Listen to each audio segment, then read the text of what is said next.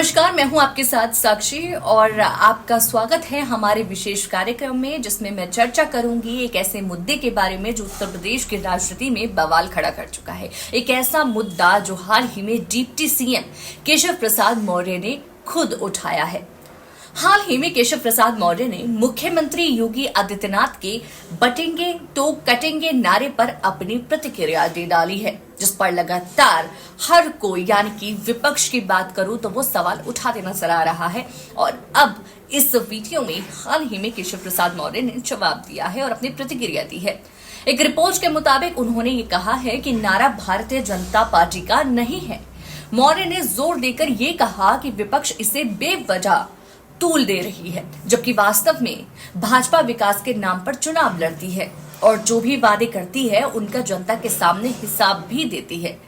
मौर्य ने यह भी कहा कि बटेंगे तो कटेंगे केवल एक भाषण का हिस्सा है जो चुनावी रैलियों में इस्तेमाल किया जाता है।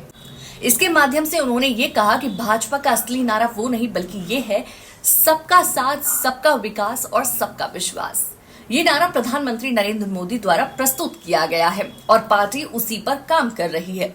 इसके अलावा डिप्टी सीएम केशव प्रसाद मौर्य ने सपा और कांग्रेस पर जमकर आरोप लगाया है। उन्होंने कहा कि वो हिंदुओं को जातियों में बांटने का काम कर रहे हैं।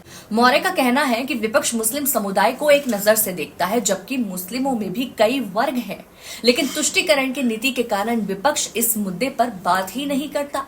लेकिन यहाँ पर जिस तरीके से केशव प्रसाद मौर्य ने विपक्ष की पोल पट्टी खोली है, विपक्ष पर आरोप लगाया है, ये बात सोचनी तो लाजमी है कि हाँ, कुछ चीजें इसी तरीके से मोड़ लेती हैं। अब इस चीज में ये ध्यान देने वाली बात है कि बटेंगे तो कटेंगे नारा पहली बार योगी आदित्यनाथ ने उत्तर प्रदेश में दिया था और इसके अलावा हरियाणा और जम्मू कश्मीर के चुनावों में भी इसका इस्तेमाल हुआ। ये नारा अब महाराष्ट्र, झारखंड और यूपी के उपचुनावों में भी खूब सुर्खियां बटोर रहा है। वहीं समाजवादी पार्टी ने इस नारे का जवाब दिया और जवाब देते हुए एक पोस्टर भी जारी कर दिया, जिसमें लिखा हुआ है जुड़ेंगे तो जीतेंगे। अब ये निश्चित रूप से राजनीतिक माहौल में नई गर्मी लाने वाला है। तो सवाल ये उठता है कि क्या ये नारा भाजपा के लिए फायदेमंद साबित होगा या फिर विपक्ष इसे अपनी सियासी रोटी सेकने का जरिया बनाएगा। इस पर हम आगे चर्चा करेंगे।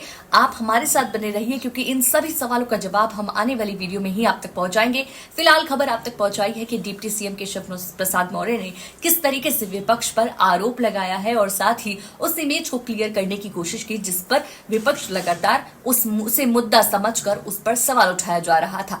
जी हाँ, ये ऐसा नारा जो सीएम योगी आदित्यनाथ ने कई बार रैलियों में सामने लाया है, उन्होंने बोला है, उसका इस्तेमाल किया है, उसी नारे को लेकर यहाँ पर विपक्ष लगातार बीजेपी पर हमला बोल रहा था और जनता के सामने कुछ और इमेज बनाने की कोशिश कर रहा था। जिसके बाद अब डिप्टी सीएम केशव प्रसाद मौर्य मैदान पर आई और उन्होंने इस बात को क्लियर किया, स्पष्ट किया कि उसका क्या मतलब है और उसको सिर्फ रैली के लिए इस्तेमाल किया जाता है, ना कि हमारे पार्टी में उस नारे का कोई खास इस्तेमाल है। जबकि यहाँ पर विपक्ष जो है वो कुछ और ही आरोप लगा रहा है। इसी के साथ बने रहिए हमारे साथ, क्योंकि खबर के हर चौराहे पर एक पोस्टमैन मिलेगा आपको सत्य के संकेत के साथ। जय हिंद, जय भारत।